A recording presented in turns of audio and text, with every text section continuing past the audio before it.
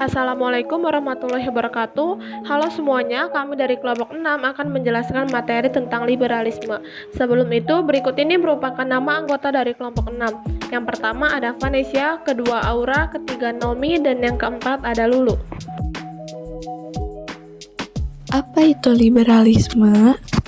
Pengertian liberalisme. Liberalisme adalah sebuah paham, ideologi, atau pandangan yang menghendaki adanya kebebasan. Dalam KBBI, pengertian liberalisme adalah aliran ketatanegaraan dan ekonomi yang menghendaki demokrasi dan kebebasan pribadi untuk berusaha dan berniaga. Pemerintah tidak boleh ikut turut campur. Usaha perjuangan menuju kebebasan.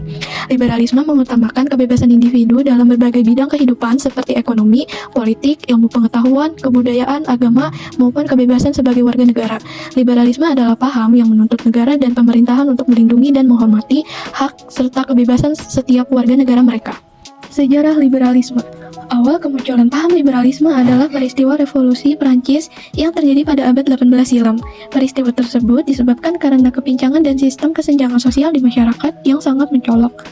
Pada masa itu, di negara Perancis masih terdapat penggolongan terhadap masyarakat, di mana golongan tertentu mendapatkan keistimewaan yang tidak mungkin didapatkan golongan lainnya. Kenyamanan hanya dapat dirasakan oleh mereka dari keluarga kerajaan dan pemuka agama, sedangkan masyarakat lainnya, baik yang kaya dan yang miskin, harus patuh pada masyarakat dari golongan istimewa. Masyarakat dari golongan tanpa hak menuntut kemerdekaan dan kebebasan mereka.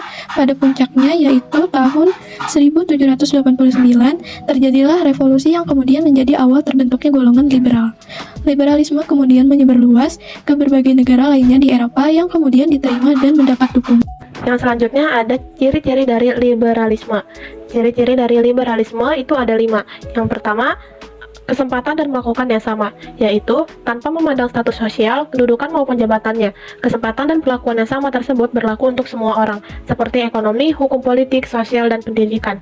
Yang kedua ada persamaan kedudukan di hadapan hukum, yaitu hukum dijadikan sebagai pilar tertinggi untuk menghormati hak dan kebebasan individu. Yang ketiga ada negara merupakan alat, yaitu di dalam paham liberalisme, negara hanya merupakan sebuah alat bagi warga negara untuk mencapai tujuan yang diinginkan. Yang keempat ada penerapan sistem demokrasi, yaitu pemerintah harus bisa menjalankan tugas dan membuat kebijakan sesuai kehendak rakyat, karena rakyatlah yang akan menentukan siapa saja yang pantas untuk mewakili mereka dalam menjalankan roda pemerintahan. Yang terakhir, yang kelima, tidak menerima dogmatisme. Dogmatis sendiri identik dengan ideologi yang hanya memegang satu keyakinan dan menentang keyakinan lainnya yang berbeda. Selain itu juga ada ciri-ciri yang muncul dalam berbagai bidang dalam paham liberalisme. Yang pertama ada bidang politik, munculnya demokratisasi. Yang kedua bidang sosial, kebebasan berpendapat, kesamaan kesempatan dalam usaha, reformasi sosial, dan perasaan egaliter. Yang ketiga bidang seni dan budaya, kebebasan dalam berekspresi seperti lukisan, drama, seni musik, dan lain-lain. Dan yang terakhir, yang keempat bidang ekonomi, ekonomi pasar yang demokratis. Berikut ini merupakan tokoh-tokoh dari liberalisme dan ada juga negara-negara yang menganut liberalisme. Yang pertama ada Amerika Serikat, yang kedua Jerman, yang ketiga Australia, yang keempat Perancis, yang kelima Inggris, yang keenam Jepang. Materi selanjutnya ada dampak dari liberalisme. Dampak dari liberalisme dibagi menjadi 2, ada dampak positif dan dampak negatif. Yang pertama ada dampak positif, yaitu yang pertama, hak pribadi sangat dilindungi. Yang kedua, kebahagiaan individu menjadi fokus utama. 3, mendapat kebebasan untuk berpendapat. 4, dihapusnya politik apartheid atau pembebasan hak asasi manusia. 5, majunya industri dan sektor swasta yang bersifat demokratis.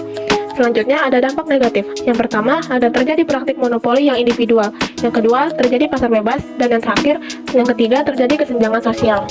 Ada berbagai macam contoh liberalisme. Yang pertama, adanya perekonomian yang bebas aktif. Yang kedua, adanya globalisasi di berbagai sektor.